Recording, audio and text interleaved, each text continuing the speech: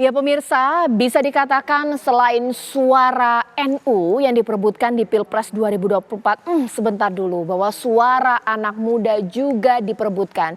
Dan bisa jadi ini menjadi penentu kemenangan. Anak muda seperti apa? Bisa dikatakan yakni adalah Gen Z bahkan juga milenial. Pertanyaannya, apa yang akan dilakukan oleh Capres dan juga Cawapres untuk menjaring suara pemilih muda? Strateginya apa? Ini akan saya bahas di Apa Kabar Indonesia Malam pemirsa. Di Studio TV One sudah hadir pengamat politik kita Mas Umam. Selamat malam, Assalamualaikum.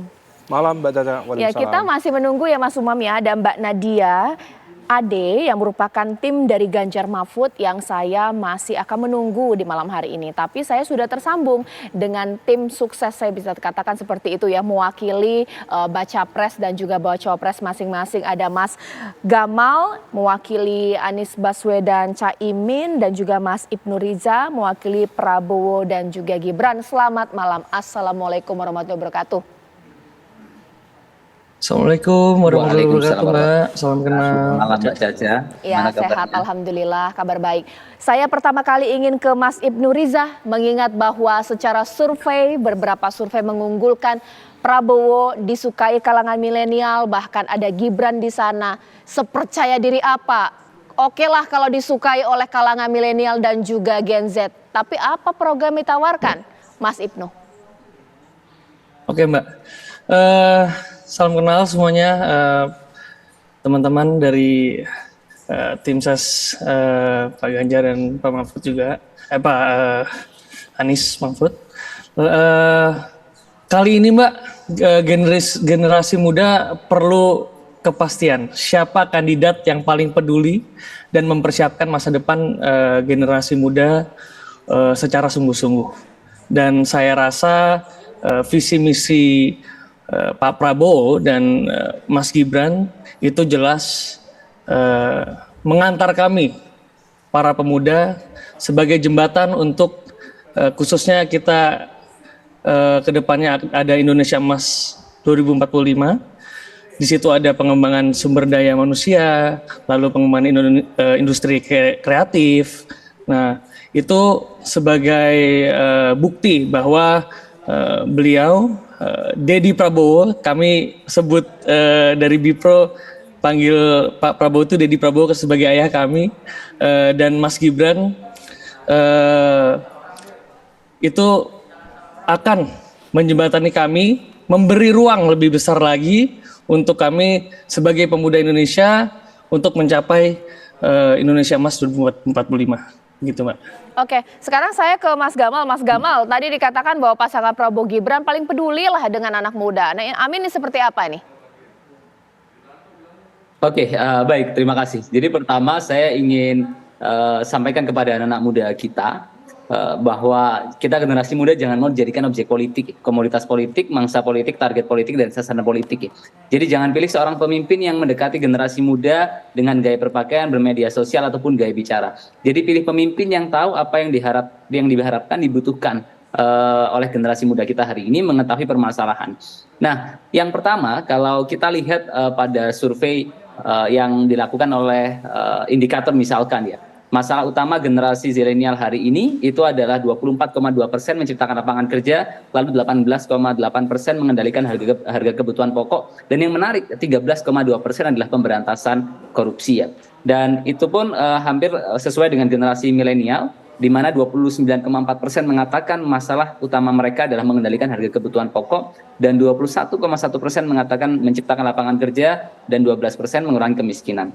Jadi menurut saya itu yang paling pertama, bagaimana sebagai seorang calon presiden yang kelak akan memimpin itu memahami apa masalah yang dihadapi oleh generasi muda kita hari ini. Oleh karena itu pasangan Capres Amin memiliki 8 program, 7 program untuk generasi Z dan milenial, dan yang paling utama adalah menghadirkan lebih dari 15 juta lapangan kerja baru termasuk green jobs ya.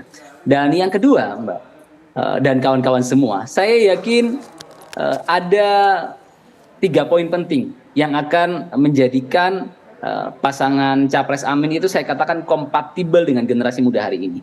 Kalau kita buka survei CSIS, ketika mengkomparasi karakter pemimpin di tahun 2019 dengan yang diharapkan saat ini di pemilu 2024, Yang menarik di 2019 kemarin, ya 39,2% masyarakat ingin pemimpin yang merakyat dan sederhana.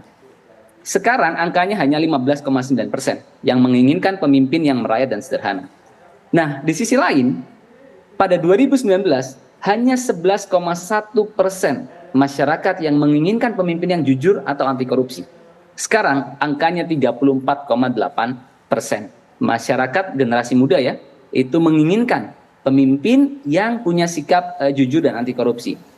Dan hasil itu pun saya pikir sesuai dengan beberapa lembaga survei lain yang menunjukkan hasil yang serupa, misalkan digambarkan oleh survei SMRC. Nah, artinya apa yang saya katakan, Mbak? Yang kita butuhkan hari ini, itu jadi anak-anak muda hari ini itu sudah jengah, jijik dengan para politisi-politisi gitu, yang menggunakan cara-cara kotor dalam berpolitik ya. Saya ingin katakan lebih dalam, bahkan what comes to the mind when we hear the word politik? Apa yang muncul dalam pikiran anak-anak muda hari ini ketika mendengar kata politik ya? Ada yang mengatakan politisi saja tidak percaya dengan ucapannya. Mereka terkejut ketika masyarakat mengerjakannya. Jadi poin saya yang terakhir dalam konteks ini adalah tugas kita itu bukan sekedar memenangkan kontestasi politik, tapi juga menginspirasi generasi muda untuk berpolitik dengan santun, bijak, dan berkarakter. Dan terakhir, survei CSI juga mengatakan bahwa ketika ditanya apa kompetensi utama yang dibutuhkan pemimpin, 28,7% paling tinggi mengatakan kemampuan membuat perubahan. Dan narasi perubahan saya pikir kompatibel dengan harapan generasi muda. Ditahan dulu Mas Gamal, kita masih punya banyak waktu. Sekarang saya ke Mas Umam. Mas Umam, sebenarnya ada yang beda nggak sih cara kita kemudian atau cara politisi capres dan cawapres meraih suara pemilih secara umum dengan anak muda? Ataukah mungkin alatnya saya berbeda kalau anak muda lewat sosial media itu seperti apa?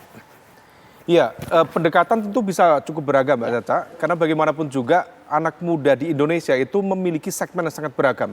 Artinya anak muda itu bukan hanya satu entitas yang sama.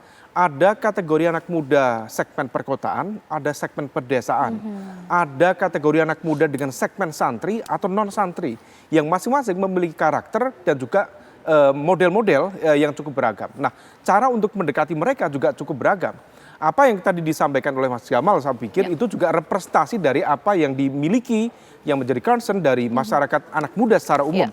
Tetapi di saat yang sama perlu diletakkan pada satu basis pemahaman tentang perbedaan di dalam konteks melihat ya karakteristik yang berbeda-beda itu.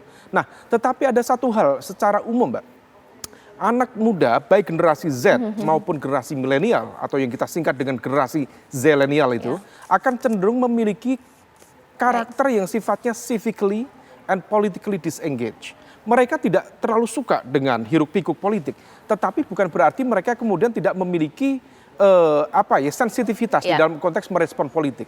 Nah, oleh karena itu hal-hal yang seringkali kemudian bisa direspon dengan baik oleh mereka ketika memiliki kedekatan dengan isu yang mereka concern. Pertama, terkait isu lapangan kerja.